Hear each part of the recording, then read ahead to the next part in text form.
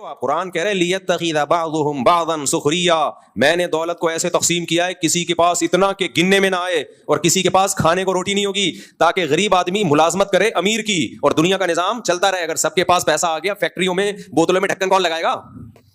کیا خیال ہے؟ سارے ہی سائنٹسٹ پیدا ہو گئے۔ یہ ماں باپ بھی کہتے ہیں نا ہر بچے کو ہم نے ڈاکٹر بنانا ہے، انجینئر بنانا ہے، بناؤ، بنے گا نہیں، کیونکہ سارے ڈاکٹر انجینئر اور کمپنیوں کے مینیجر بن گئے تو بوتلوں میں کمپنیوں میں ڈھکن کون لگائے گا بیٹھ کے؟ کچھ لوگوں کی بوتل کا کام کیا ہوتا ہے؟ کیا لگا رہے ہوتے ہیں؟ ڈھکن، یہ بزنس جاب ہے ان کی۔ آپ کہہ سکتے ہو تو مشینیں آ گئی ہیں، تو مشین کا بٹن دبانے کے لیے کوئی چارٹرڈ اکاؤنٹنٹ تھوڑی آئے گا، وہ بھی تو کوئی ملازم ہی رکھا جائے گا نا۔ بہت دیکھ رہا ہوں میں یوٹیوب پہ نا آج کل ریلیں آ رہی ہیں، پیسہ کماؤ، پیسہ ہی سب کچھ ہے، ہم تو حرم میں جا کے بھی دعا مانگتے ہیں پیسہ دے دے، بس پیسہ ہی پیسہ ہی پیسہ ہی۔ یہ وہ لوگ ہیں جن کے پاس پیسہ آیا اور ان کی کھوپڑی، بولو بول لو نا، خراب آؤٹ ہو گئی، کھوپڑی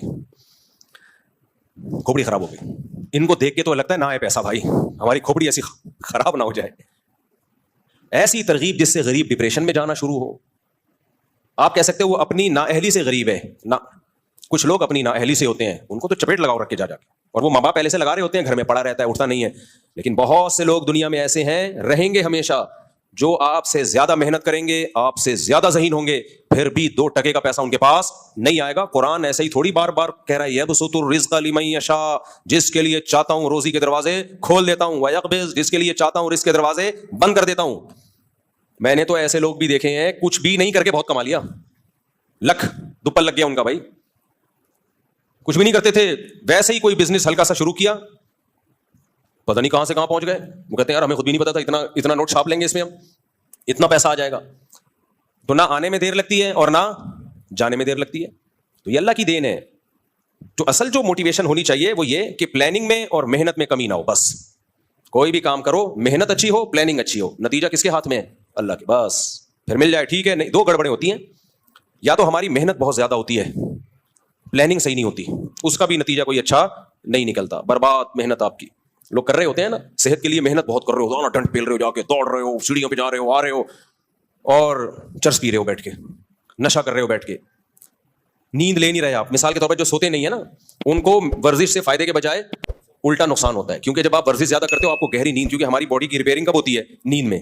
اب باڈی کو ریپیئرنگ کا، ڈینٹنگ پینٹنگ کا موقع دے نہیں رہے آپ، اور اس کو کھپائے جا رہے ہو، اپنی انرجی کو استعمال کرتے جا رہے ہو، تو بیڑا غرق ہو جائے گا باڈی کا۔ جتنے بھی ماہر ہیں جو فزیکل فٹنس کے ماہرین ہوتے ہیں، بولتے ہیں بھائی ورزش کرو گے تو گہری نیند ضروری ہے، اور ورزش کے بعد آتی ہے بھی گہری نیند۔ لیکن بعض لوگ ساری رات ٹی وی دیکھ رہے ہیں، موبائل دیکھ رہے ہیں، پھر آدھا گھنٹہ سوئے آفس چلے گئے، ان کے لیے ورزش بالکل بھی نہیں ہے، بیڑا غرق ہو جائے گا بھائی۔ تو اب وہ کیا ہے؟ محنت بہت زیادہ ہوگی، آؤٹ پٹ کیا ہوگا؟ 0۔ بعض لوگوں کی پلاننگ بہت ٹائٹ ہوتی ہے کہ یہ کریں گے یہ کریں گے، وہ پلاننگ ہی پہ ساری زندگی گزر جاتی ہے۔ جیسے جو اسکول میں بچے پڑھتے ہیں، کہتے ہیں ہم ہفتے سے پڑھائی شروع کریں گے۔ مجھے بتاؤ یہاں کتنے لوگ بیٹھے ہیں وہ آیا ہفتہ آج تک ہے؟ مہینے کی اب 1 جنوری ہے نا، سال کا پہلا دن 1 جنوری، وہ ہماری زندگی میں ایک انقلاب لے کر آئے گا۔ سال کا پہلا دن 1 جنوری 2025 ہے، تو ہم 26 سے انشاءاللہ سب کچھ چھوڑ چھاڑ کے نیک پرہیزگار نیٹ کلین۔ میرے بھائی جس دن مر رہا ہوگا نا، اللہ سے کہے گا اللہ 1 جنوری تک زندہ رکھ، اب تک تو جو ہوا معاف کر دے، آئیں گا اللہ کہے گا معاف نہیں کروں گا میں۔ جنہوں نے کرنا ہوتا ہے آج سے کرتے ہیں بھائی، وہ ابھی سے کرتے ہیں، 1 جنوری سے نہیں ہوتا کچھ بھی۔ وہی بات ہے، پھر وہی مسئلہ خراب ہو رہا ہے۔ دوسری شادی کا بھی ایسے ہی، بہت سے لوگ کہتے ہیں ہم دوسری شادی کریں گے، وہ اس دن تم نہیں کرو گے، میں اسے کہتا تم نہیں کر سکتے، میں نے پہلے یہ ہو جائے، بس کر یار، مجھے تو بس کسی اور کو سامنے کہانیاں سنایا کر جا کے، تو نہیں کر سکتا، تو باتیں بہت اچھی کر سکتا ہے، تو باتیں کیا کر، جب بھی باتیں کرنا ہو میرے پاس آ جایا کر اثر تو بیٹھ کے یہ باتیں کر لیا کر۔ تو پلاننگ، قرآن نے بھی یہ بات کہی ہے، کیا زبردست بات ہے۔ یہ 2 باتیں یاد رہیں گی، ہارڈ ورکنگ اور پلاننگ اچھی ہو اور ہارڈ ورکنگ۔ یہ اپنی طرف سے نہیں کہہ رہا، قرآن کہہ رہا ہے۔ دیکھو قرآن کیا کہتا ہے، الذین ضل سعیہم فی الحیاۃ الدنیا وہم یحسبون انہم یحسنون صنعا۔ کیا زبردست آیت ہے سورہ کہف کی۔ جیسے دنیا میں بہت سے لوگوں کی محنت ضائع ہوتی ہے کیونکہ ہارڈ ورکنگ اسٹرگل بہت ہے، پلاننگ کے بغیر ہے، سوچے بغیر ہے، اللہ کہتے ہیں ایسے ہی بہت سے لوگ دنیا میں بہت محنت کرتے ہیں جنت کے لیے، جائیں گے جہنم میں۔ الذین ضل سعیہم، یہ وہ لوگ ہیں جن کی کوششیں ضائع ہو جائیں گی۔ اگر انہوں نے جنت کی کوشش ہی نہ کی ہوتی تو اللہ کہتا کہ پھر یہ کہتا کہ ان کی کوشش ضائع ہوگی۔ بولو نا آپ لوگ، اللہ کہتا کہ ان کی کوششیں ضائع ہوں گی؟ کہتا نہ، اس کا مطلب کوشش بہت کی انہوں نے، اور کی بھی کس کے لیے؟ قرآن کہہ رہا ہے یہ کوشش انہوں نے کی جنت کے لیے. لیکن قرآن کہہ رہا ہے ان کی یہ کوششیں یعنی اسٹرگل، ہارڈ ورکنگ، یہ کوشش اور محنت ہونے کے باوجود برباد. اور اللہ کہتے ہیں وَهُمْ يَحْسَبُونَ أَنَّهُمْ يُحْسِنُونَ صُنْعًا. یہ دنیا میں سمجھتے رہے ہم جو کوشش کر رہے ہیں اتنا خدا کو خوش کرنے کے لیے، جنت کے لیے اتنی کوششیں کر رہے ہیں، بہترین کام ہم کر رہے ہیں. یعنی يَحْسَبُونَ أَنَّهُمْ يُحْسِنُونَ صُنْعًا، ان کا اپنا نظریہ بھی یہی تھا کہ ہم صحیح کام کر رہے ہیں. دیکھو ایک گمراہ وہ ہوتا ہے جس کو پتا ہو کہ میں غلط کر رہا ہوں پھر بھی غلط کر رہا ہوں، وہ تو سمجھ میں آتا ہے گمراہ. لیکن وہ بیچارہ تو یہ سمجھ رہا ہے کہ میں جو کام کر رہا ہوں اس سے اللہ خوش ہو رہا ہے اور اللہ بھی خوش ہو رہا ہے اور جنت بھی ملے گی، نیک کام ہو رہا ہے، اور پھر اس کو صحیح سمجھ کے اس میں زندگی کھپا دے. لیکن اللہ کہہ رہے ہیں جائے گا کہاں؟ جہنم. وجہ اس کی ہے کہ ایک بہت بڑا فالٹ تھا اس کے، یہ خود سے کیوں سمجھنا شروع کر دیا کہ میں صحیح کر رہا ہوں. اس کے صحیح ہونے کی آپ کے پاس دلیل کیا تھی؟ ایک مثال سے بات سمجھاتا ہوں میں. آپ نے سوچا کہ یار میں 200-250 کلو کا ہو گیا ہوں، میں صحت بنانے کے لیے ٹائٹ کوشش کرتا ہوں، میں بہترین کوشش، وہی ہے ڈنڈ پیلنا، بھاگنا دوڑنا، یہ وہ، اور اب یہی سمجھ رہے ہو آپ کہ یار میں صحیح کوشش کر رہا ہوں. نیند لے نہیں رہے آپ، خوراک پہ کنٹرول کر نہیں رہے آپ، کیونکہ جب بھاگتا دوڑتا ہے بھوک زیادہ لگتی ہے تو 6 برگر کھانا شروع کر دیا آپ نے، ایک کے بجائے کتنے؟ 6. 150 کلو میں 6 کا پتہ نہیں چلے گا. جو جس کا وزن 150 کلو ہو نا تو 6 تو دائیں بائیں جا کے کھانچے میں پتہ ہی نہیں چلتا. میرے پاس اتنے کلو کے لوگ آتے ہیں، ہر طبقہ آتا ہے، تو میں زیادہ نہیں بولوں گا، پھر بولیں گے ہمارا مذاق اڑا رہے ہیں، لیکن میرے پاس ایسے پیس آتا ہے نا، ایسا پیس آتا ہے. اچھا ایک بات بتاؤں بیان سے ہٹ کے، ابھی ایک صاحب ہیں ٹک ٹاک پہ آج کل، وہ بڑی موٹیویشن آ رہی ہے ان کی، ایسا میاں بیوی کے بہت حقوق بیان کر رہے ہوتے ہیں، میں تو اپنی بیوی سے جو ہے اتنی محبت کرتا ہوں، یہ وہ ہو سکتا ہے کرتے ہوں، ویسے اس طرح کے لوگ اکثر میڈیا پہ کر رہے ہوتے ہیں، خیر کرتے ہوں گے، ہمیں اچھا گمان رکھنا چاہیے. وہ کہنے لگے یہ جو ہے نا شادی ہمیشہ اپنی ہم عمر میں ہونی چاہیے، یہ ڈفرینس بالکل صحیح نہیں ہے، بالکل غلط، آپ 30 سال کے ہیں تو 25-28 اتنی ہو، جبکہ یہ اسلام کا نظریہ نہیں ہے. تو میں اس لیے اس پہ بول رہا ہوں. یہ ساری چیزیں کہاں سے لے رہے ہیں؟ یورپ امریکہ سے، جن کا اپنا کوئی فیملی سسٹم سرے سے رہا ہی نہیں ہے. اسلام میں یہ نہیں ہے. اسلام میں فنکحوا ما طاب لکم، جو پسند آئے اس سے کرو، اور پھر لڑکی والوں کو بھی بول دیا اگر تمہیں پسند آ رہا ہے تمہارا فائدہ ہے تو اس سے کر لو. تو پھر مجھے خیال آیا کہ اسلام کی بات درست ہونے کی بہت بڑی دلیل یہ ہے کہ میں نے ایسے نکاح پڑھائے ہیں جن کا کوئی سرے سے کوئی تک بنتا ہی نہیں تھا، لیکن ایسی محبت زندگی گزار رہے ہیں وہ. ابھی میں بہت پرانی بات ہے، تھوڑا کردار چینج کروں گا. میں نے ایسے دولہا جو ہے نا ماشاءاللہ 150 کلو کا دولہا، کتنے کلو کا؟ 150 کلو کا دولہا ہوگا کم از کم، دلہن نارمل ویٹ کی، کامیاب زندگی گزار رہے ہیں. حالانکہ وہ کوئی میچنگ لگتی نہیں ہے بھائی. یہ محبت ایک ایسی چیز ہے، یہ ہر ایک کے الگ سافٹ ویئر ہیں اللہ نے ڈالے ہوئے ہیں. کچھ لوگوں کی نظر میں پرسنالٹی کی بڑی ویلیو ہوتی ہے، کچھ لوگوں کی نظر میں دولت کی ویلیو ہوتی ہے. بھائی ہمیں پرسنالٹی نہیں چاہیے، ہم غریب لوگ ہیں، ہمیں خالی پیسہ چاہیے. بھلے 150 کیا 160 کلو کا بھی دولہا ہوگا تو چلے گا. چل رہے ہیں بڑے مزے سے ہنسی خوشی زندگی. اب وہ جب ان یوٹیوبرز کے کلپ سنے گا میچنگ یہ، تو وہ تو ڈپریشن میں جائیں گے نا. ایسے بھی میں نے دیکھے رشتے، 18-20 سال کی لڑکی، 60 سال کا لڑکا، اس زمانے میں لڑکا نہیں آدمی، ایسی محبت سے زندگی گزار رہے ہیں. کبھی آپ خوشبو لگا کے اکیلے آؤ تو میں پھر بتاؤں گا کون کون کہاں رہتا ہے. ایسی مثالی زندگی محبت والی گزر رہی ہے کہ آپ کی سوچ سے بھی زیادہ. بس اس کو 20 سال والی کو اپنا 60 سال والا بندہ پسند ہے. اب وہ جب وہ یہ کلپ دیکھے گی کہ میچنگ یہ جو موٹیویشنل آج کل آ رہے ہیں اور اس طرح کی باتیں کر رہے ہیں، وہ تو پھر گھر خراب ہوگا کہ نہیں ہوگا. اور الٹا بھی دیکھا میں نے، 20-22 سال کا لونڈا لپاڑا اور انٹی سے شادی کی اس نے، جو طلاق یافتہ بھی، بچوں والی بھی، بہترین زندگی گزر رہی ہے ان کی، اور مزید بچے بھی ہو گئے، ہنسی خوشی. اس لیے یہ جو آج کل آ رہے ہیں نا افلاطون اور سقراط اور بقراط، ہر آدمی یوٹیوب پہ آ کے فنٹر بنا ہوا ہے، ایکچولی ایسا ہونا چاہیے، ایکچولی ایسا. اس کو بولو بس کرو خدا کے لیے، ہمارے پاس اسلام ہے. کوئی قرآن و سنت کی بات کرو تو سر آنکھوں پہ، ورنہ یہ اپنی تھیوری، اپنے نظریے اپنے پاس رکھو. سمجھ میں آ رہی بات کہ نہیں آ رہی ہے؟ بولے یہ اپنے یہاں نارملی تو ٹھیک ہے، ایسا ہی ہو، ایج ڈفرنس زیادہ نہیں ہونا چاہیے، لیکن اگر کہیں زیادہ ہے اور دونوں خوش ہیں تو تمہیں کیا تکلیف ہو رہی ہے یار؟ یہ وہ اعتراضات ہیں جو غیر مسلموں سے ہماری سوسائٹی میں آئے ہیں. جو سب سے بڑا اعتراض سب سے پہلے نبی صلی اللہ علیہ وسلم پہ کرتے ہیں کہ 9 سال کی تھیں آپ حضرت عائشہ اور ہمارے نبی 50 سال کے، تو یہ تو پھر میچنگ کی نہ ہوئی شادی. لیکن دنیا میں اس سے زیادہ کامیاب جوڑا کوئی دنیا میں گزرا نہیں ہے. اس سے زیادہ کامیاب جوڑا کوئی گزرا نہیں ہے دنیا میں. تو ایسے ہم نے دیکھے ہیں نا. میں نکاح پڑھا رہا ہوتا ہوں، لوگ سمجھتے ہیں گھننا، اس کو کچھ پتا نہیں ہے، میں دیکھ رہا ہوتا ہوں بھائی یہ وہی ہے. خیر میں ان کو کچھ تنگ نہیں کرتا. تو ایسے بعض دفعہ دولہا اتنا باریک، 250 کلو کی، تھوڑا سا کم کر لو زیادہ ہو گیا، دلہن. اب لوگ تو بولیں گے یہ میچنگ. بھائی جب ان کو وہ پسند ہے، اس کو وہ پسند ہے، تمہیں کیوں پیٹ میں مروڑ ہو رہا ہے؟ تمہیں کیا تکلیف ہو رہی ہے؟ اور یہ جو لوگ اپنی بیویوں کی تصویریں سوشل میڈیا پہ ڈالتے ہیں نا، اس کا ایک بہت بڑا نقصان پتہ ہے کیا ہوا ہے؟ بہت بڑا نقصان یہ ہوا ہے کہ بعض دفعہ آدمی کو اپنے سے زیادہ عمر کی لڑکی پسند آ رہی ہوتی ہے، ایجڈ ہوتی ہے، لیکن یا وزن زیادہ ہوتا ہے، لیکن وہ فیس بک پہ ڈالنے کے قابل نہیں ہوتی، لوگ مذاق اڑائیں گے. اس چکر میں وہ کرتا ہی نہیں ہے کہ میں دوستوں کو کیا دکھاؤں گا، حالانکہ اس کا دل مائل ہوتا ہے. اس سے نقصان اس لڑکی کا ہو گیا کہ نہیں ہو گیا؟ اس لیے اللہ نے کہا بیوی کو پردے میں رکھو.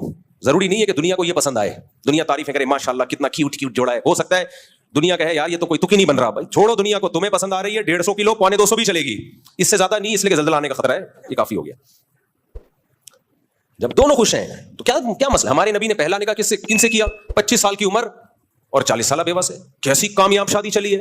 پھر بالکل اپوزٹ 50 سال اور 9 سال میں حضرت عائشہ بالغ ہو گئی، ان سے یہ بالکل اپوزٹ، یہ بھی کامیاب چلی ہے۔ اور پھر اپنے برابر ام سلمہ، وہ بیوہ بھی تھیں اور آپ کی عمر کے برابر بھی تھیں، ایجڈ تھیں، ان کو جب نبی نے نکاح کا پیغام بھیجا، حضرت ام سلمہ نے کہا میری تو عمر بہت زیادہ ہے، آپ نے فرمایا میری تم سے بھی زیادہ ہے، تو کوئی بات نہیں، میں بھی تو ایجڈ ہوں۔ ہر طرح سے نکاح کر کے دکھا دیا ہمارے نبی نے، اور کامیاب کر کے دکھا دیا۔ اس لیے اٹھا کر پھینک دو باہر گلی میں، نئی تہذیب کے انڈے ہیں، یہ جملہ یاد رکھ رکھو، نئی تہذیب کے انڈے ہیں گندے۔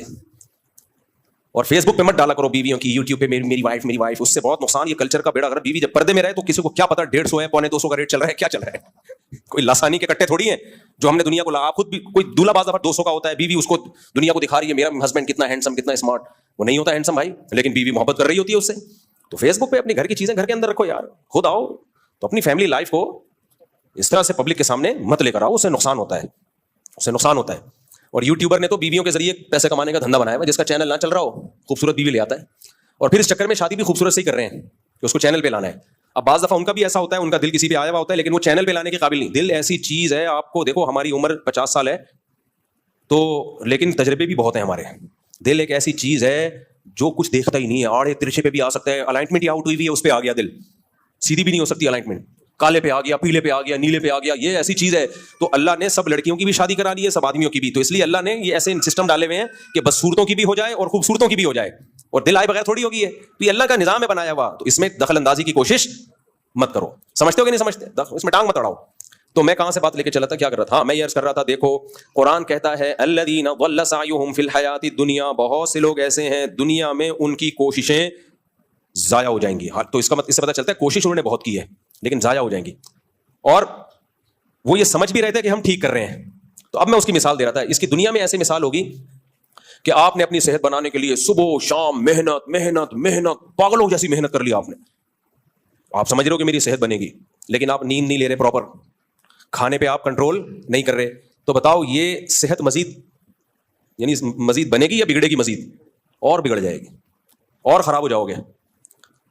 تو جیسے دنیا میں ہوتا ہے تو خراب کیوں ہوگا؟ آپ سے جب کوئی پوچھے، اب آپ گئے ایک ڈاکٹر صاحب کے پاس، ڈاکٹر صاحب میں نے اتنی محنت کی، ہم نے تو سنا ہے محنت سے انسان کو پھل ملتا ہے، میں نے تو صحت کی اتنی محنت کی مگر میں تو گھٹنے بیٹھ گئے میرے، تو میں تو مر رہا ہوں، اور میں نے نیت بھی صحیح تھی، میں اس کو صحیح سمجھ کے کرتا تھا۔ تو ڈاکٹر کیا کہے گا؟ تم نے خود سے کیسے فیصلہ کر لیا کہ یہ محنت کا رخ صحیح ہے؟ یہ کسی ایکسپرٹ سے پوچھنا چاہیے، ڈاکٹر سے پوچھنا چاہیے تھا۔